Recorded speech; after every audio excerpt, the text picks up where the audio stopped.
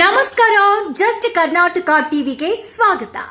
ಇತ್ತೀಚಿನ ದಿನಗಳಲ್ಲಿ ಸುರಿದ ಉತ್ತಮ ಮಳೆಯ ಪರಿಣಾಮವಾಗಿ ರಾಜ್ಯದ ಜೀವನಾಡಿಯಾಗಿರುವ ಕೃಷ್ಣಾ ನದಿಗೆ ಮತ್ತೆ ಜೀವಕಳೆ ಬಂದಿದೆ.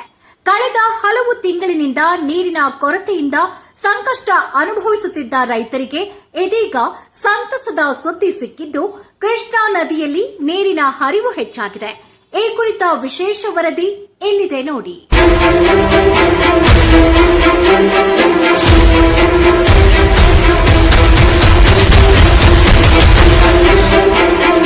ಮಹಾರಾಷ್ಟ್ರದ ಜಲಾನಯನ ಪ್ರದೇಶಗಳಲ್ಲಿ ಸುರಿದ ಭಾರೀ ಮಳೆಯ ಪರಿಣಾಮ ಕೃಷ್ಣಾ ನದಿಗೆ ಒಳಹರಿವು ಹೆಚ್ಚಾಗಿದೆ. ಪರಿಣಾಮವಾಗಿ ನದಿಯ ನೀರಿನ ಮಟ್ಟ ದಿನದಿಂದ ದಿನಕ್ಕೆ ಏರಿಕೆಯಾಗುತ್ತಿದ್ದು ನದಿ ತೀರದ ಭಾಗಗಳಲ್ಲಿ ಹೊಸ ಆಶಾಭಾವನೆ ಮೂಡಿದೆ.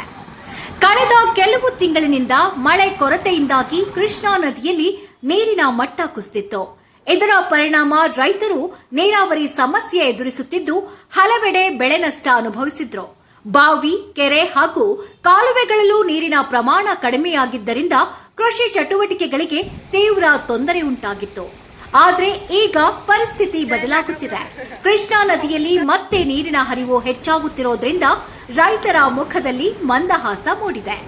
ಜಮೀನುಗಳಿಗೆ ನೀರಾವರಿ ಸೌಲಭ್ಯ ದೊರೆಯುವ ನಿರೀಕ್ಷೆ ಹೆಚ್ಚಿದ್ದು ಮುಂಗಾರು ಬೆಳೆಗಳ ಬಿತ್ತನೆ ಕಾರ್ಯಕ್ಕೂ ಇದು ಅನುಕೂಲಕರವಾಗಿದೆ.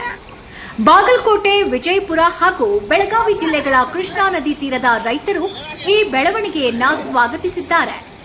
ಉತ್ತಮ ಮಳೆ ಮುಂದುವರೆದರೆ ಕೃಷಿ ಉತ್ಪಾದನೆ ಹೆಚ್ಚಾಗಲಿದೆ ಎಂಬ ವಿಶ್ವಾಸವನ್ನ ರೈತರು ವ್ಯಕ್ತಪಡಿಸಿದ್ದಾರೆ.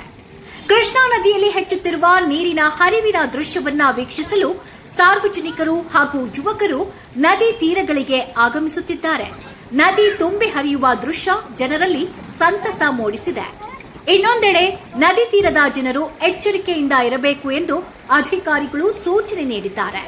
ನೀರಿನ ಹರಿವು ಹೆಚ್ಚಾಗುತ್ತಿರುವ ಹಿನ್ನೆಲೆಯಲ್ಲಿ ಮಕ್ಕಳು ಹಾಗೂ ಸಾರ್ವಜನಿಕರು ನದಿಗೆ ಇಳಿಯದಂತೆ ಎಚ್ಚರಿಕೆ ವಹಿಸುವಂತೆ ಮನವಿ ಮಾಡಿದ್ದಾರೆ.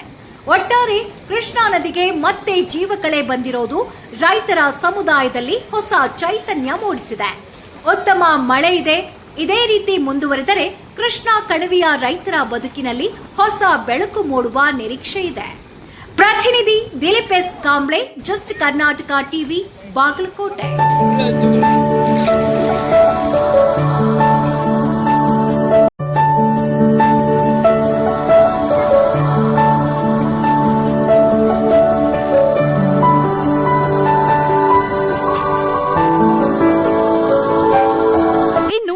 ಹೆಚ್ಚು ಸುದ್ದಿಗಳನ್ನು ವೀಕ್ಷಿಸಲು ಕೂಡಲೇ ನಮ್ಮ ಜಸ್ಟ್ ಕರ್ನಾಟಕ ಟಿವಿಗೆ ಸಬ್ಸ್ಕ್ರೈಬ್ ಮಾಡಿ.